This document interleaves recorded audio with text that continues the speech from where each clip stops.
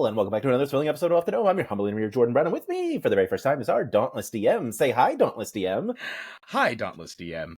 Jeremy, thank you so much. This is so exciting. I'm such a huge fan. We got to play together. You got to take a lot of heat off of me for being a villain, which was always fun. It's so much fun to be a villain in one-shot live streams. Just like, it is. Antagonizing people is just the best.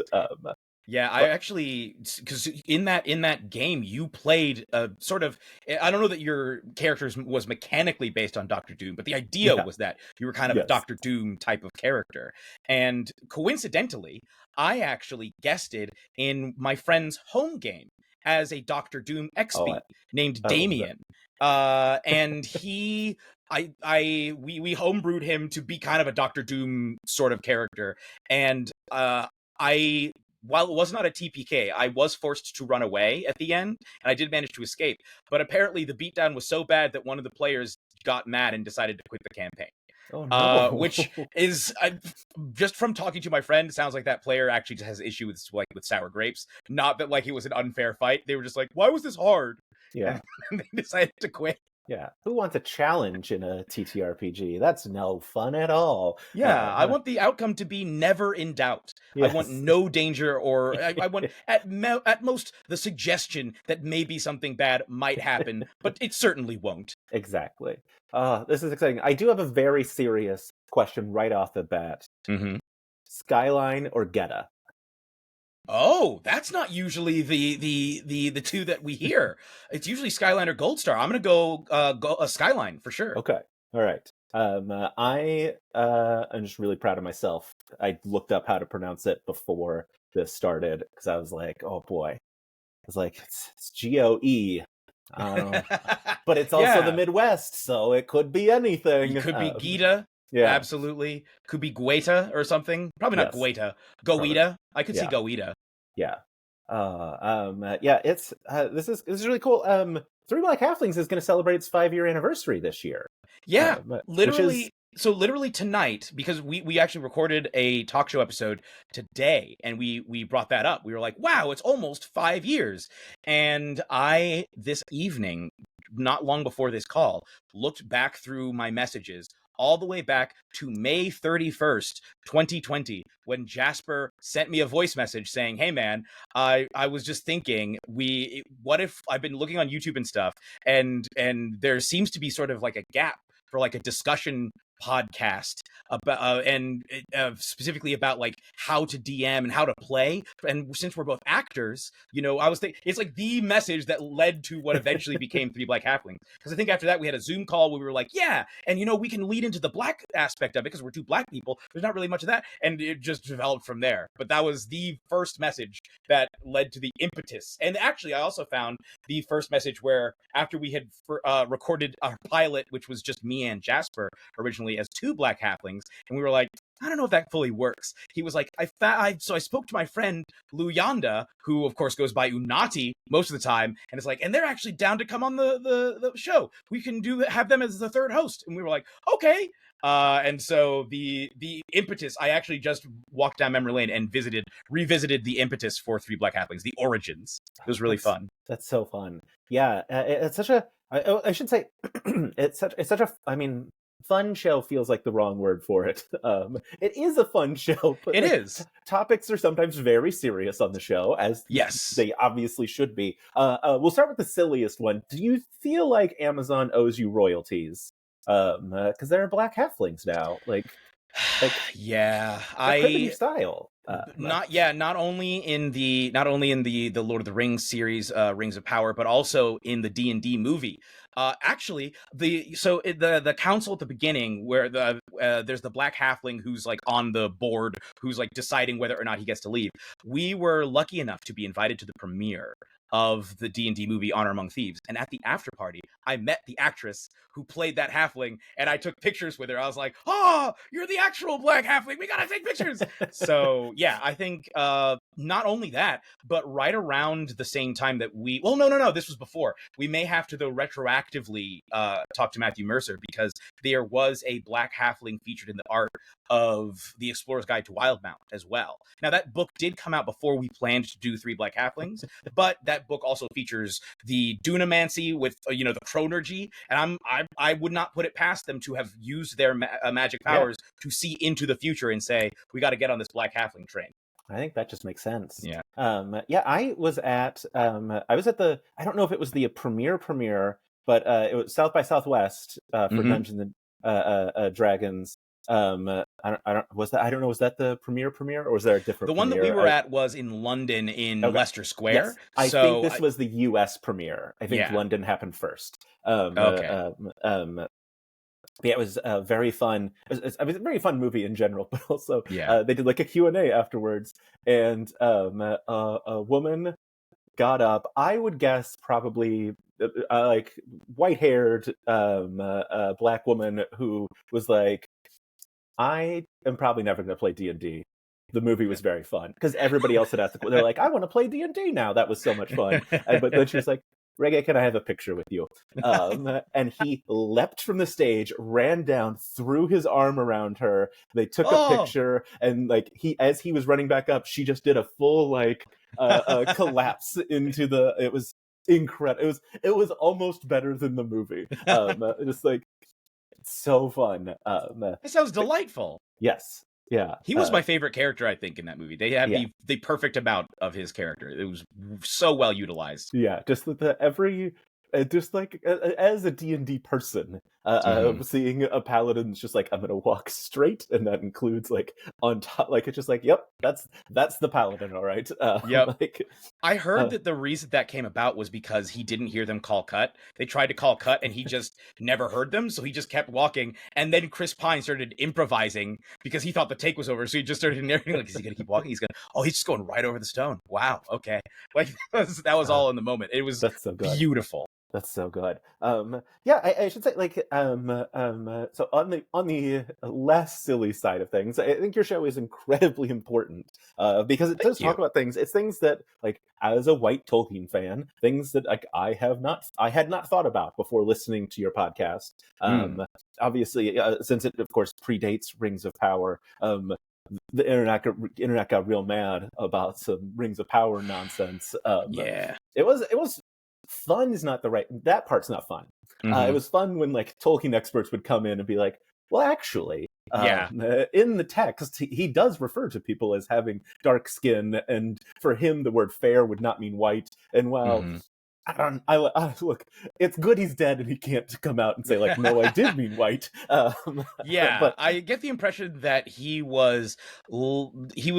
leaned probably relatively at least liberal for his time, right? But for his time, yes. Like he was running around in the 1940s, so yes, there were much more racist people in the 1940s than J.R.R. Tolkien, but he absolutely was a product of that period. Like, he grew up with the white man's burden era of British colonialism, so I don't know how he could have come out of that without some residual attitudes that would have really rubbed people the wrong way today. Yes. It's as a big, and you talked about on the podcast, like Tolkien and like Star Wars and those things of like, I want to play, I don't want to be the one black character when I'm as a child, but I don't think you still do it today. But maybe you do play Tolkien. I mean, you kind of play pretend today, but not in your own world. But it's really interesting, and I think obviously I really like Rings of Power. I think it's a lot of fun, and I do too. I am enjoying that expansion. What did you think of the orc family in season 2? I mean, I don't think there's anything I haven't enjoyed in it, other than sometimes Galadriel makes me sad, because I'm like, no, I want her to be better. Because I only ask because that orc family, when I saw that, I was like, oh, that's cool, because they do in the books, at least I know, they specify orc men, so the implication is that there are orc women and presumably children, and I guess people just thought they spawned, or that they Yeah. came out like the Peter Jackson movie where Yes, they're I pulling think them out that's of these weird sacks yeah. as fully grown adults who presumably can already speak. It's I personally did like that, but I did see a significant backlash against that. And once again, like you said, the Tolkien experts came out and were like, well, actually, he does say things like he does talk even in his letters about how he presumes that they would have reproduced sexually, and so there would presumably be orc women. Yeah, presumably yes. Yeah, it's with the internet, that's so Yeah. bad. I mean, I assume there is like for fans of your show, you don't have to deal with that from them. I assume of like there, but like I assume there are also probably people who are mad about your show's very existence. Yeah. So we've actually been really lucky, I would say, in terms of open backlash. So if you compare the response that we've had to somebody like Ginny D, for example, the amount of misogyny that she gets thrown at her, and just hatred because she's a woman who is talking about TTRPGs and D&D in particular, and not from a place of, ooh, let's find out what this is, but is like, oh yeah, so I run the game and I enjoy the game and I'm going to tell you what I do and make suggestions for you, like from any sort of authoritative position.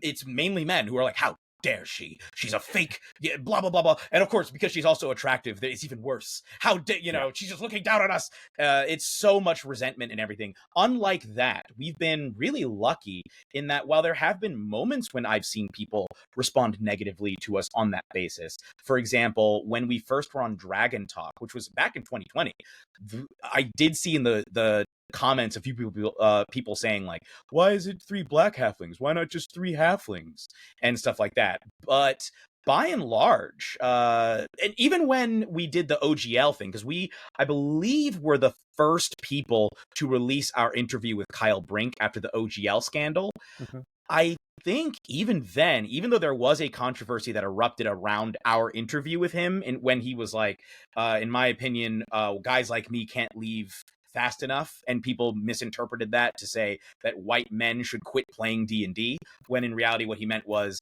the hegemony of white men who were running the creative and corporate side of things at Wizards of the Coast and D&D, and how he was saying we should diversify.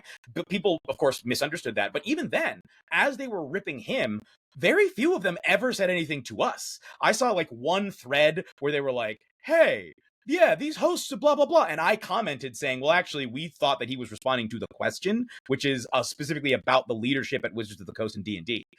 We did not interpret it as being about the way that you guys are interpreting it. And they were like, oh, okay, well, I disagree with you, but thank you. And then moved on. And so we've been remarkably lucky. Even the Guardian interview that I recently did, the only times that I've seen comments on that were like on Reddit, and no, even if people generally disagreed with some of the things I was saying, no one said anything about me or about our show negatively. So we've been very, very fortunate in that regard. However, I will say this. I think that even among people who are in favor of our message and in favor of the things that we bring up, and they're like, wow, you're opening my eyes, I commend that and I appreciate it. And I'm speaking mainly of white fans. I really appreciate that. I think it's awesome that they're discovering these things and starting to think about these conversations. But I think that those attitudes do take time to that those biases that they previously held do take time to unlearn and to unpack and to really pull apart. And so there are still instances where I might be invited to be in something and I'll look and the cast appears to be all white people. And I'm like, okay, all right, well, and that's not to say that I never want to guest on anything that's all white. It's just that sometimes without realizing it, I think people are still reinforcing that, oh yeah, we need to have a person of color on. I know for a fact in some cases, I and Jasper and possibly even Liv, I haven't really talked to Liv about this, have been invited to be in something because of like, oh wait, we need a POC in this. Let's grab them. And I think that's the wrong attitude to have. I think it's good to want POC in your project, but I think that's something that shouldn't be an, oh yeah, that should be something that you come in with and you say, and it shouldn't be, oh yeah, we got to squeeze one in there. It should be, no, we want to try and have multiple, if at all possible. You know, this needs to be the way that we approach our work. And I think that is something that TTRPGs are still struggling with. I think there is still a sort of bottleneck where you can really only have like 1.5 prominent Black people of like at the top of the TTRPG industry of any gender at any given time. I think if you look at through TTRPG history, especially the last 5-6 years, maybe 6-7 years, you can see sort of a procession of like, well, it was this person, and then that person sort of moved aside, and it was this person, and then that person had a little scandal, and so now it's this person. I don't think that's a positive thing. I'm happy for the people who get to that position, but I don't think it's a positive. It's a negative commentary on the industry that is the pattern that has emerged and continued. And so even as much as the TTRPG industry and even like the online, more left-leaning TTRPG community, quote unquote, is seemingly friendly on some level towards and in favor of diversity and inclusivity, in practice, they still tend to maintain that same hegemony, because I don't think that they're really that interested in doing in most cases, not in every case, but in most cases, I think they're not really that interested in doing the critical work that it takes to unpack their own biases. The inspiration for your intro, Brennan Lee Mulligan, I have to take, if I was wearing a hat, I'd tip my hat to him, because from the very beginning, he's gone out of his way. Well, I'm not actually, from what he said, it sounded like it actually was almost an incidental thing because of who he brings around him. But Dimension 20 has consistently had a much more of a gender balance than you normally see in TTRPG series, and definitely much more of a racial balance as well than you normally see in TTRPG series. I know that my understanding was that he asked the people to be in Fantasy High that he asked because they were his friends and he wanted to have them in the show. And that's, I think, more of than a sign that he is somebody who cultivates diverse environments around himself. And then it just fed into the work that he produced. And certainly when Orion Black was in charge, they were actively pushing to include DMs of color, for example. Like, it was after Orion took over that we started to see Abria and Jasmine come in, for example. So, and you started to see like a higher percentage in some cases of POC in some of the casts. But Dimension 20, I think, has, especially of the really, really prominent shows, really led the way in terms of actively trying to be diverse and having that be a mission statement rather than a, oh yeah, we got to hit like a couple of them, so let's grab like one or two and slot them in there. Yeah, if that makes sense. Yeah, no, absolutely. I I have a question. All right, I have 1,000 questions, but on that like specific topic, I saw this really recently. I ran a charity game in January, and when I had originally announced the cast, it was Brennan and Haley Whipjack, and then Abria, Danielle Radford, Christina Ariel, and Ife Wadiwe. And I saw a Tumblr post that was like, I love that this game is 4 of the hottest Black people alive, and then the 2 nerdiest white people you could possibly imagine. And I was like, yeah, that was intentional. That's funny. That's great. But yeah, it is that sort of, I mean, that topic gets brought up, I think, so frequently, even among like you see, like you said, among presumably left-leaning people in the TTRPG space, and people that are proclaimed left-leaning people. And as soon as you mention, like diversifying casts, it is a fight that is on in terms of what people want, and it's bizarre. But it's because people don't like to be called racist. Yes. And even if you're not calling them racist, because of the way that our culture thinks of racism, we think of it as something that is very intentional and that it is hate motivated. They think in order to be racist, you have to be thinking to yourself, I hate this group of people and I want to see bad things happen to them. And it needs to be active, when in reality, racism usually functions as something that people aren't even aware that they're doing. It's an attitude or a mindset that is informed by the culture that they've grown up in, that they have not analyzed or unpacked. And I think given that idea, it's actually almost more insidious, because it shows up in so many ways where the people perpetrating it aren't even aware of that. Or if they are, they aren't really reckoning with it. It'll be like that one video of that one lady in New York, I think this was back in 2020 or 2021, where there was the Black photographer who was talking to her about her dog or something, and she was screaming at him, trying to get her dog back. And then when he wasn't like handing her the leash or whatever, she started yelling for the police. And the way she was doing it was so clearly intended to have racist undertones, like, oh yeah, you specifically will be scared of the police. And I bet if you asked that woman, she would insist that she wasn't racist. She would insist that she has black friends. But the attitudes that she had not unpacked led her to behave that way. And it's not like she came by it, quote unquote, it wasn't like innocently, but she had not done the work to actually take a step back and look at her own mindsets. And I think people don't like to do that because they don't like to see where they themselves have failed and where they themselves have fed into certain things. It feels like a condemnation. On the same, it's not just race that has this issue. I watched a really interesting video recently. I need to find, I'm going to have to send you a link to this person because she's a black creator that I'd never seen a video from before on YouTube, talking about the Aziz Ansari situation. And from some years ago, when the woman published the article about the date that she'd had in which he had repeatedly crossed her boundaries and made her feel very uncomfortable. And one of the things that the woman said in that video is that men do not like to consider the idea that they may have participated in rape culture, not even meaning to, that they have misogynist attitudes and ideas that they have not unpacked, even though they're like, well, I respect women, I would never hit a woman, I would never harm a woman. But because they have not really reckoned with what the culture has taught them, they will reproduce the idea of like, well, I'll keep pushing. And if she eventually says yes, then it's a yes. And that, just really insidious attitudes that can lead to real harm in much the same way that racism functions. And so I think it's the same reaction where if you tell somebody, hey, I think there may be an area of racial insensitivity or sort of a point of ignorance that you are displaying here, they take that as like, you're saying I'm a bad person. Yeah. I think that's really where it comes from. I have very specific experience with it, as I did a Brennan interview pretty recently. And one of the things that it makes me crazy is when people go after Emily and Abria on the internet. Like I developed my brand on TikTok defending them before Abria knew who I was. And I was like, I know if I ask Brennan about this, he'll be like, those people are pieces of shit.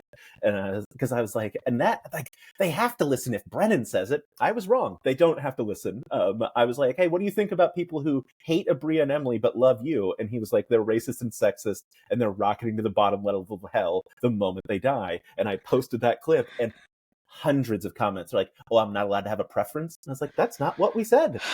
We didn't say that. But like, it's that a hit dog will holler thing of just like, so people hear it and they're like, not me though, not me. And to prove it, I'm going to yell. I got 7 comments that I'm going to thread. And it's just like, oh man, I don't know why I thought hearing it from Brennan would make someone reconsider their idea, like their brain, but you would hope, but sadly, no. Even his powers have their limits. Yes, yeah.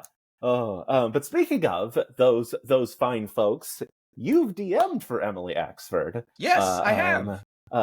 Which is, I mean, a very it's a small group of folks who have DM'd from who I think might be the greatest player in the world. She's unbelievable. She really is. There's no I fully agree. She's she brings, I think, a combination of traits that is really unusual because she has a very deep mechanical understanding compared to most people in TTRPGs that I have worked with. A lot of the TTRPG AP performers will have like a decent understanding of the mechanics, but they won't be like builds. They won't be out here like, okay, what's like a really good build I can make that'll just tear things up, and then I'm going to sync that with my character, and then I'm gonna have a character who's really mechanically effective, but also I'm a really good actor and performer, and I'm going to invest in the emotional moments, but also I'm going to invest in the story and keep pushing things forward. But also I'm not just going to do that, I'm also going to bring my own personality to it and keep adding things and adding ideas that actually build the whole thing and that the DM and the other players can react to. And also I'm going to be really funny when I can't, like whenever it's appropriate. I'm just going to be really funny in a way that brings so much value. It's like just thing after thing after thing after thing that it's like if a person brought any one of those things, they would be really fun to play with. Somebody bringing all of them, it's like, my God, we found the Holy Grail. Yeah, I remember I was talking to Jasper about Outlaws and Obelisks. I mean, this was a while back now, but and he was talking about like a fight on the train where he's down and like, however 8 people shoot arrows at him, but Emily is standing as her guardian paladin next to him, and not a single hit goes through. And he's like, it's magic playing with her. Yeah. I was like, yeah, her brain is something else. And I think, you know, like you mentioned about like Ginny D, like I feel like Emily gets that hate for a very similar reason of she's an attractive woman who is better at D&D than most people in the world, maybe everyone in the world, but like certainly the people criticizing her. Yeah, honestly, she's it's like, especially with NADPOD, as a NADPOD fan myself, and as an Emily Axford fan and a fan of all those people, it really does bother me, like that how these people act, especially because on NADPOD, like if you listen to the 3 players on there, Jake was rolling a D12 for multiple episodes of the show because he didn't know the difference between that and a D20 at the beginning. Like, he's very much learning how to play the game throughout campaign 1. Caldwell is I want to be clear, all 3 of them are great players, but like Caldwell is absolutely, he loves the chaos. He loves the goofs. He's the dude who fed poison berry to a god just because he thought it would be funny. Like, how are we out here ripping Emily Axford when all 3 of these people are bringing the chaos and the silliness and the goofs? That's the appeal of the show. But but she gets spells from her husband as a Christmas present, and people are mad in the Patreon comments. That's the thing that blows my mind. It's like, you're paying to be here to criticize her? Why? It seems like fandoms are often the groups of people that hate shows the most. I'll be honest. Yes. Every time I've gotten deeper into a fandom, I see so many people, like most of what I end up seeing is just complaints. It's so rare that I see people just, like, once I go deep enough, it seems like no one is ever saying like, you know, I really loved this, and I loved this, and I loved this. It was great. I think this could have maybe been a little bit better. And that, you know, it's like, oh my God, what are you doing? How could you do this to me? It's like, my Lord. It's like they're being personally affronted. Yeah, I had one of those so recently. It's a Brennan interview again, but like I posted it in the Worlds Beyond Number subreddit, and someone was complaining. They're like, I don't like Abria and Erica's characters. And I was like, that's 2/3 of the players. What? Yeah.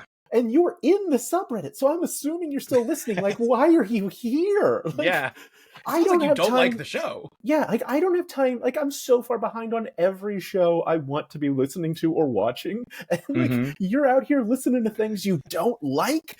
How? Like, it's mind blowing to me.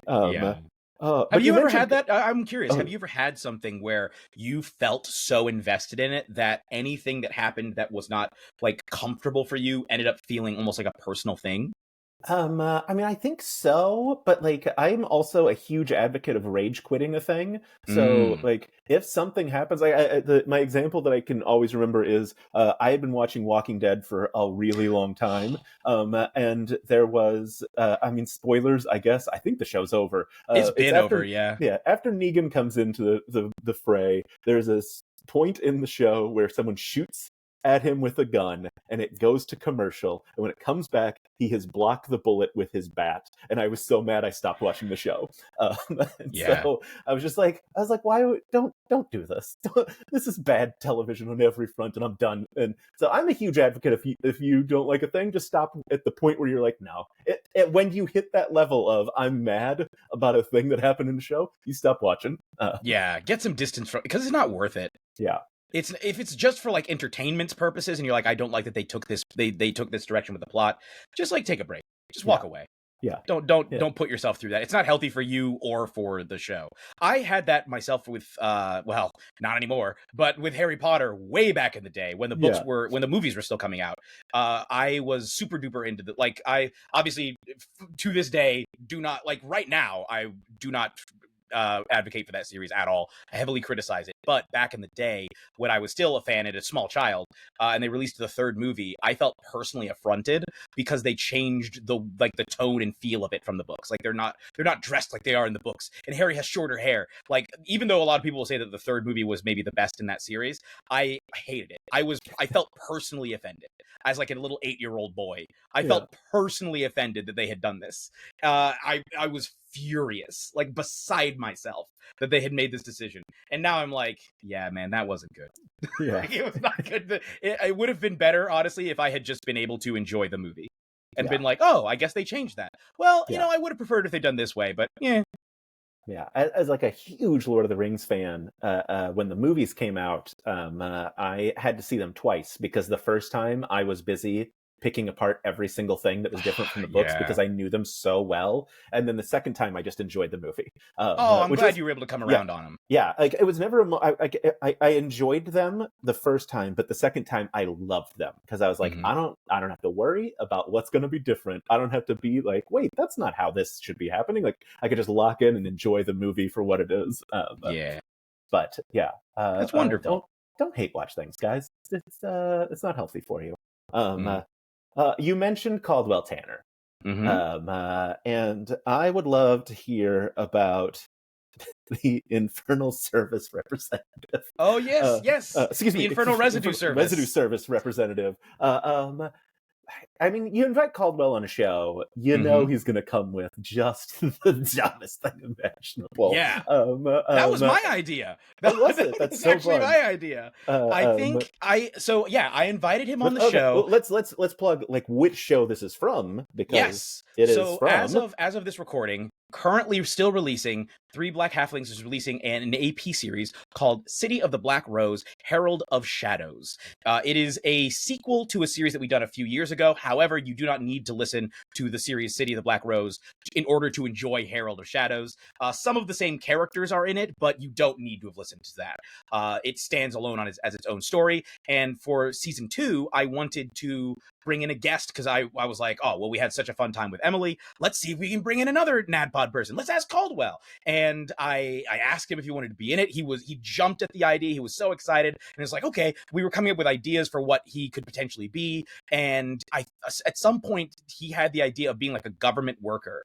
And who was like coming in and trying to deal with this murder because this is very small spoilers. The series is kicked off by a murder that occurs, and it starts with the characters trying to solve this murder because there's something very fishy about this whole situation. And Caldwell's character is employed by an extraplanar organization called the Infernal Residue Service, the IRS, and he is an IRS agent who is sent out to see what happened in this case because there seems to have been some interplanar or perhaps transplanar interference on this. There seems to have been beings from another plane that somehow influenced this murder, and so we need to get to the bottom of this because look, if it becomes a transplanar issue, there's going to be so much paperwork, and who knows, it could turn into a larger disaster. In fact, by the time he enters the series, it already has seemingly tied in with a much larger disaster. So like, we got to get to the bottom of this, get in there, get to the bottom of it. So yeah, Caldwell, it is a gothic horror series and with a lot like gothic horror noir series. It's got a lot of like crime drama elements, a lot of mystery elements, some strong horror elements at various points. And that's not normally a vibe that you would imagine Caldwell Tanner being in because he brings so much joy and fun and energy, but he managed to he managed to basically work his energy into the feel of the show so that his character is absolutely a horrifying man who comes from a horrifying, terrible place, but he just enjoys it. For him, it's his normal way of being. So when he's in this horrific office environment, he's talking to like a walking snake who his boss is a snake being who can only communicate through venom. So he bites his employees in order to in the neck in order to speak to them. So as he's got these giant fangs piercing his neck, he's just like, yep, that's okay, sir. Right, exactly. Like he's just taking it all in stride. His wife's name is Golgotha.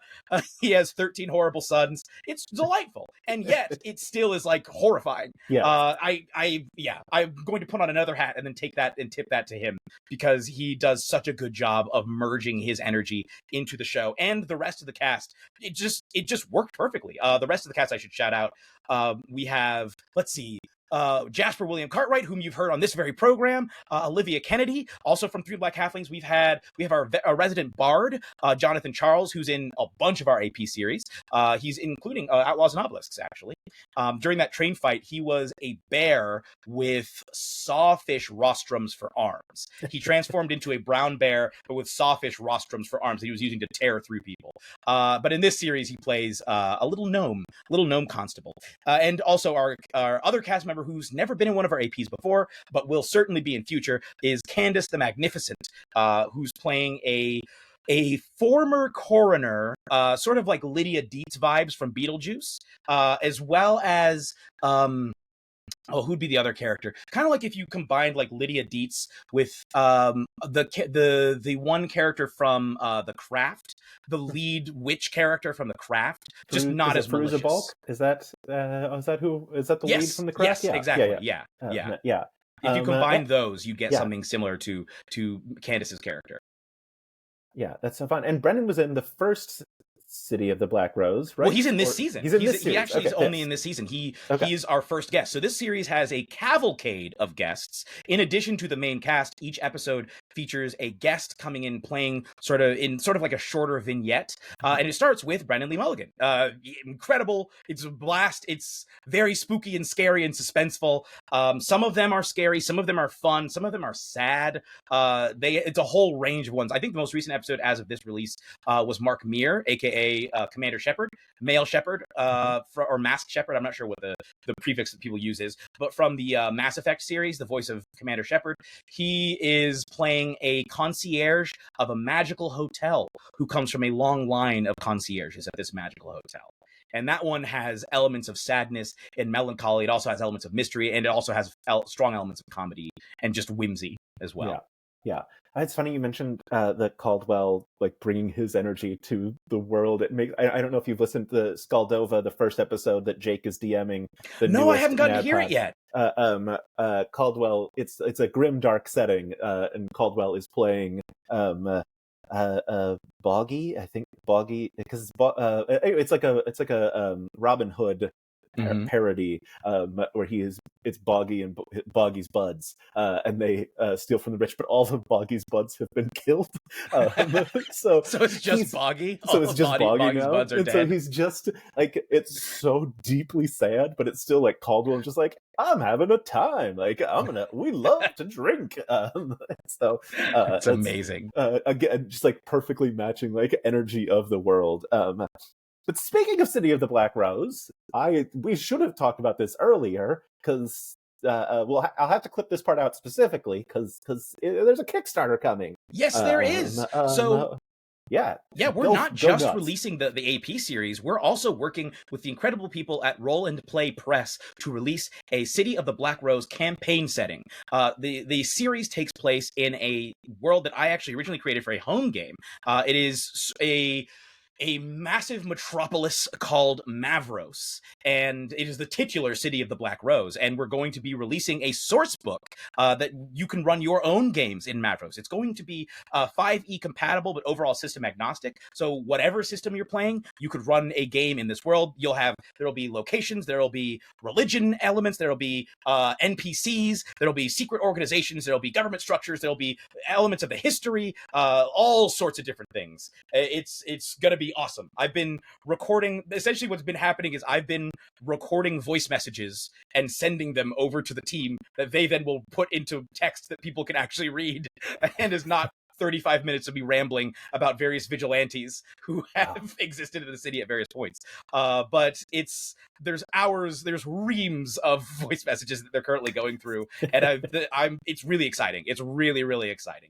I'm very excited about the stuff that I'm getting to bring to the series to the source book that I've already come up with, and the stuff that I'm coming up with now just for the series or for the source book, because the way that I world build, I don't usually build stuff that I don't actively need to use. So there's whole sections of Mavros that we've just never explored because it's never come up in a home game or in one of the AP series. So I'm getting to discover things as we create the book, which is really, really fun. But yeah, I just got to look at the cover, like at another version of the cover, and that's looking amazing. I'm just really excited. It's going to be so cool. That's so cool. Yeah, I love a good city setting, just because like you can do so much. My game that I run, my players are in a giant city, and like one of the joys of like world building for me is like because like you, I don't have like the city is not fully formed in my head. It's like there's lots of just gray space, and so one of my players is like, I want to be from the Feywild. I'm like, great. The Wildwood is like a Central Park style magical forest of the Feywild that just spilled out into the center of the city. You can live in that, and it's just like those elements are so fun to like pick apart. I love that. obviously, like you've gotten to like play with some of the greatest people in the world. I'm assuming have helped inform like your world building Yeah. for Mavros. Yeah, absolutely. Well, sometimes if somebody's like, "Oh, I want to be this," I'll have to create a thing. In this season, for example, Abubakar Salim, who guests on episode 2, he has a vignette. He is playing a guy who runs a factory. He wanted to be like he was originally a working class guy who gained powers through a horrible accident and was sort of granted them and has used those to basically kill his way to gaining control of a major factory in part of the city. And so like he's a man who does not have like a business background trying to navigate a cutthroat business world in a highly magical city where people have monsters at their beck and call. And though he himself is a monster, he quickly realizes he may not be as big of a monster as he thought. And that whole vignette with him is him trying to like navigate the business world when the businessmen can call upon literal extraplanar entities to help do their bidding, which is really, really fun. But that's all of that stuff is stuff that I had to come up with as a reaction of what he wanted to come up, what he wanted to do. And that's part of the joy of the collaborative storytelling, because the players will give their input and say, oh, I want it to be this way. I'll be like, yeah, okay, and how about this and this and this? And they're like, yeah, let's do that. And then we tell a story about it, and by the end of it, we're like, wow. It's the beauty of TTRPGs. Yeah, it's amazing. It's sorry. So the Kickstarter is coming in April. We know that.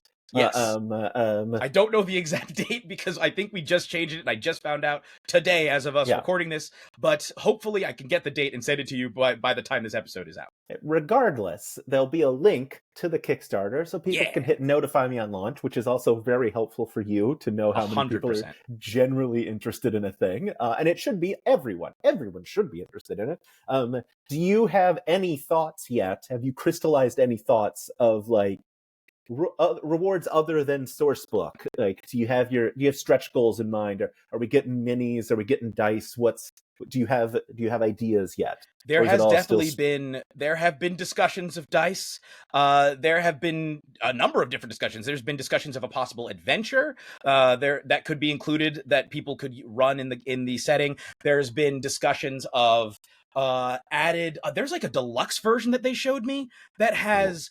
It's like a full-blown, like, I don't want to spoil it, but there's like a briefcase, and it's like you're getting something from the setting itself. Man. It's incredible. That's the one I have to have now. That's the problem with Kickstarters. Cool. I always want the best thing. I mean, there have been the idea of Mavrosian postcards pitched. Like, you could be like, oh yeah, here's a postcard from this part of the city, or even like a handkerchief like that's monogrammed or something that's like from the city. Pens. Different things like that, like all like in theme with it. It's really, really exciting. Oh man, I love that. That's so much fun.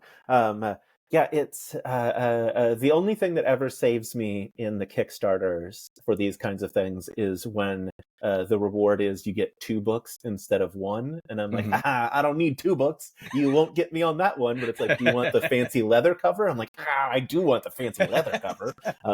Do you want it inside of a briefcase? Yeah, I do desperately want that. Or the only time the 2 books ever gets me is when it's like, we'll donate 1 to a school. I'm like, well, I can't say no to that. Of course I want you to donate 1 to a school. So there's another very evil reward if you want to throw it in there. Of like, we'll send this to schools or libraries. It's like, oh, well, now if I don't do that, I'm hurting other children. Oh man, but it's so cool. I love like source books for me. Even if it's not a matter of like, I'm gonna run, God, I am trying to name the Critical Role world, and then my brain just flew. Exandria. Wildmount or Exandria, like, even if I'm not like, I'm gonna run an Exandria, like, I love being able to look through and be like, oh, I love this. This exists in my world now. Like being able to pull those threads out of source books. So like I said, like I love a good city. I love a good noir. Like I love a good like those vibes are always so fun to just, even if it's just one section of your city is is Mavros. It's still like a thing. It's like, oh yeah, I want the businessmen who call on extraplanar demons to like do their business. That's so fun. Yeah, I love that too, because I very rarely will sit down and read through a source book from cover to cover. I will usually look and see the sections that are pertinent to me. That I'm like, okay, so what's something? So, like for example, religion. We have I think a pretty. Mavros has I think, an unusual religious system for what you would normally see in TTRPGs. It has elements of polytheism, but closer to a real life version of polytheism, which is to say, in real polytheistic religions, people won't normally have one deity that they're like, ah, yes, I specifically serve this deity, unless they belong to a cult of that deity. But most of the time, people will call upon various deities depending on what they need to accomplish in their life. And so not only does Mavros incorporate that idea, it also goes a step further, and Mavros has a strong Fae element to its culture and history. And the idea is that the Fae venerate concepts rather than deities. So they will they look as deities as a manifestation of a concept. So if we're gonna go Forgotten Realms, Baldur's Gate 3 features a lot of Shar stuff.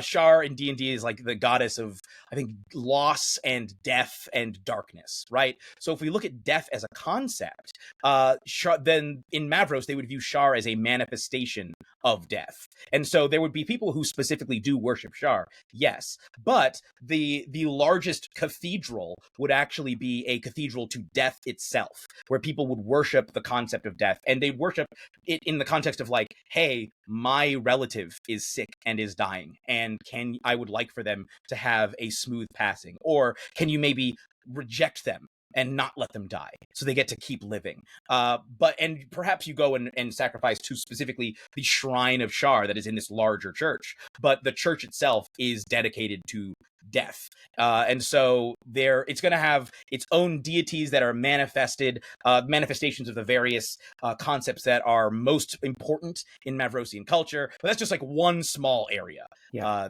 And it's going to be, it's like their own deities. It's not going to be like, oh, this is just Lathander. Or something like that. It's going to be, we have our own stuff.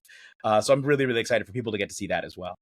Yeah, that's super cool. I love, that is, I like thinking about that in terms of, it makes more, it wouldn't make sense like, and then you worship this specific god, even though there are 3,000 of them that factually exist. Like exactly, people have magic from them. Like you can choose not to worship them, but you can't deny they exist. Some of them walk the earth sometimes, depending on the setting. Exactly.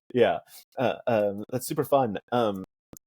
I know for like your settings obviously often like do employ like myths and stories, elements that aren't like traditional in terms of what we see in like Tolkien-esque fantasy material. Obviously Mavros also has a lot of that in it, but like what I mean, I don't want to say like why is it important, because that's like I understand why it's important, but like what is the joy of that for you, of bringing that other element that we don't normally see in fantasy? Of incorporating, do you mean like incorporating various cultures in? Yeah. So for me, I think it was one of the things we talk about early on in Three Black Halflings, is that D&D and fantasy tends to inevitably draw from various cultures, but oftentimes it is not done in a way that shows an understanding of the original function that something served in a culture. For example, golems, the way that golems are often used in fiction does not indicate a real understanding of the way that golems exist in Jewish culture. And it ends up feeling dismissive in some cases of Jewish culture as a result. That doesn't mean you can't change how something functions, but there should be there should be a bit of a conversation between the way that you use something and the way that it was used originally. So if a golem is something that specifically exists to protect the Jewish people in times of persecution, if you're going to have something that you're going to call a golem, maybe reference that, acknowledge that in some way, that it's a protective entity, that sort of thing. So for me, the fun of that is, first of all, I get to learn a lot about other cultures, but second of all, I get to creatively use things that in ways that hopefully feel fresh and new to everybody involved, that people will be like, oh wow, and hopefully will inspire people to actually go and look up the real cultures that I'm drawing from. Now for 3BH and also for this, we're going to be working with cultural consultants to be like, hey, are we using this in a respectful way? Is, et cetera, et cetera, et cetera. Those are important concerns. For example, with Outlaws and Obelisks, as you mentioned, I worked a lot with James Mendez Hodes. Shout out to him. He's a really awesome cultural consultant and just TTRPG guy. He's great. But with Outlaws and Obelisks, because that series is a Western, there's a huge amount of baggage that comes along with that. The Western, perhaps more than any other popular genre, is there's so much baggage. It is it is mostly baggage. Yeah, honestly. And so for 3B to do that, we had to have an approach that would either sidestep that or address the baggage in some way. And so that was why it's set in a setting that is inspired by North African cultures as opposed to America, and it is post-apocalyptic. So the idea that the Western is a major theme of the Western is basically manifest destiny, conquering a frontier as it is your right to do. That is a major theme of the Western genre. In our series, we sort of turned that on its head and said, instead of you're conquering a frontier as it is your right, you're emerging after an apocalypse and rediscovering your own ancestral lands and seeing how they've changed, and you're learning how to live in this world and work with this world rather than just subjugate it and conquer it. So we sort of subverted those elements, and then instead of that also means that there's no classic cowboy and Indian struggle, because the people in this region are the people of the region. So it ends up being more, the cowboy stuff ends up being more of an aesthetic rather than a theme. The idea of we've got guns is just yeah, they just have guns. It's not like where the gun is winning the West. It's more just we happen to have guns. We actually used to have more powerful guns, but none of them work anymore. So we had to make these instead, because all that technology is lost. So we're just rebuilding steadily, and this is us rebuilding society and trying to understand how best to operate in this new place that is at the same time an old place that used to be familiar to us but is no longer. So that to me was very exciting, because it meant that things started to feel different. The whole setting felt different. We got to say put a cowboy hat on it, but if we're going to have a religious element, because religion is another big theme of Westerns, let's look at the North African religions and cultures, and draw deities or ideas from those and how they engage with their cultures. So I mentioned Jonathan Charles in that series at one point turned into a bear with swordfish rostrums. The idea for that came from some research I had done into Hausa religions, a people group in Northern Africa, as well as I think in West Africa. But the idea was that in their culture, in part of their religion is based around adorcism, which is the opposite of exorcism. So instead of removing a spirit from somebody, you invite a spirit into yourself in order to then perform healing and help people. And so he came from a religion, he's mechanically a moon druid and beast barbarian multiclass, but for him that manifests as him basically inviting various animal spirits to take over his body so that he can then defend his friends and defend himself and defend the things that he cares about. So for him, when he rages, it's more of a religious ritual than him just being I'm real mad now. And that ended up feeling really new and interesting. So yeah, it's very important to me to draw from cultures outside of your classic fantasy cultures, because I think that that's overdone. I don't think there's anything wrong with drawing from classic fantasy cultures, which is mainly Europe, mainly Western Europe. But I think that it's more interesting to incorporate influence from other parts of the world if possible, and to do so in a way that is respectful and considered, rather than just, I like the idea of a big monster that isn't made, that's made of clay or something like that. Let's take the idea of a golem and slap him in there.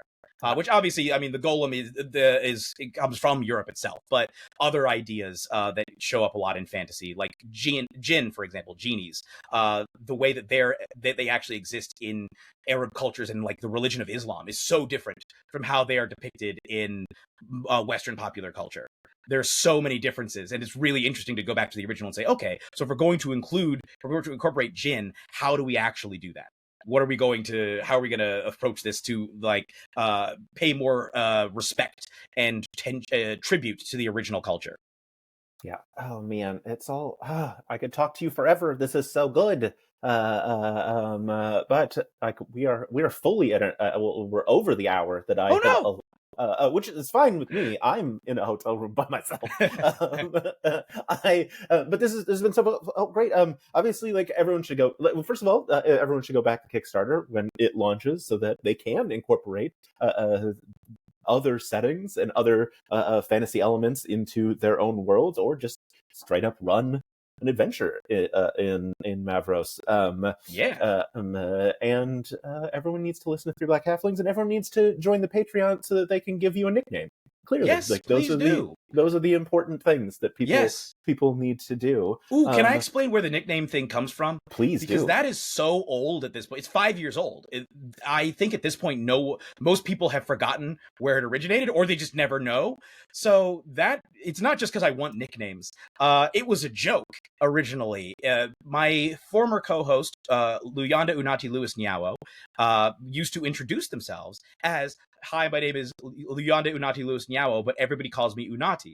And I eventually was like, why don't you just say your name is Unati if that's what you want people to call you? Because it's part of your name. It's not like Unati is a nickname that you're like, my name is Luyanda Unati Lewis Nyawo, but everybody calls me Bill. Unati is part of your actual name. Why don't you just say your name is Unati if that's what you want people to call you? And so I started saying, "Hi, my name is Jeremy Cobb, but sometimes people call me," and I'd throw out a nickname. And I have had a lot of nicknames in my life, but eventually I ran out of nicknames that people have normally given me through life, and was like, "Hey, if you join the Patreon, you can give me a nickname, and I'll just keep reading that, and I'll read it out on air and say this person specifically calls me this thing." So that's where that originated. It's essentially just a silly joke that has just become an institution at this point. Yeah. Look, as someone who has locked himself into just a lifetime of bits, because you did it once, I understand so much. If folks want to find you or Three Black Halflings on the internet, where can they find those things? You can find me at Jeremy Cobb 1. That is Cobb with 2 B's and the number 1 on both Twitter and Blue Sky. Those are the two main that I use. I also do have an Instagram that I occasionally post things to. So you can follow me on Instagram at the Cobbmeister. And if you enjoy listening to my voice and want to see me play video games that I've never played for the first time, you can go over to Twitch and follow me on twitch.tv/casualquestlive, because I am a casual who's on a quest to become a true gamer. And if you want to follow Three Black Halflings, you can follow us wherever pods are cast. Three Black Halflings, the number Three Black Halflings. And you can find us on social media, pretty much all social media, with that at the number 3 Black Halflings. Please go check us out, especially like Jordan said, the Patreon. We got all sorts of bonus content on there. We have talkbacks for every single episode of Herald of Shadows. In fact, you actually get the full episode of Herald of Shadows early if you go on the Patreon. On the main feed, you get them in halves. You get them in 2 halves. You gotta wait. But if you go to the Patreon, you can listen to the whole thing as soon as it comes out. There's no ads on the Patreon. You also get all sorts of, like, if you want to hear me hang out with Caldwell Tanner for like an hour plus and chat about a bajillion different things, or Emily Axford, I've hung out with both of them. I think with Emily, we ended up talking about creepy children YouTube videos, and there was a whole tangent about that. But we have so many like bonus episodes and discussions of various things. Jasper and I have done a couple of movie reviews on there. I at one point was summarizing the entire Animorphs series, and have to go back and continue with that. There's a ton of fun stuff on the Patreon. And of course, please check out our upcoming Kickstarter for City of the Black Rose, Herald of Shadows, the campaign setting. Check out the series, first of all, the AP series, and then absolutely please check out that Kickstarter. I'm about to send you what they showed me were the plans for the deluxe. I'm going to send this to you on Discord so that the people can hear you audibly react to the Okay. wonder Yes. that you're about to witness. I'm ready. I'm ready for wonderment. Yeah, Oh check that out. no, that's gonna be so much money, and I'm gonna buy it 100%. That's that's Isn't that so cool? that is so incredibly cool. The attention to detail on that, I am full of flabbergast. That is incredible. I can't wait to back it. I am notified on launch. You should be too. Jeremy, thank you so much. I don't know how to end an interview, so I'm just going to hit stop recording.